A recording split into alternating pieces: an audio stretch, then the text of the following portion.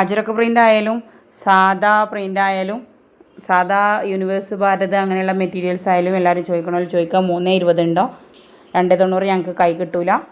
ഇനിയിപ്പോൾ കൈ കിട്ടിയാൽ തന്നെ ചിലപ്പോൾ വീതി കിട്ടില്ല. ഞാൻ കുറച്ച് തടിയുള്ളതാണ്, എനിക്ക് വീതി ഉള്ളത് വേണം, കൈയും വേണം. 56 ഞാൻ സൈസുള്ളൂ, പക്ഷേ എനിക്ക് കൈ കിട്ടണമെങ്കിൽ 3.20 വേണം.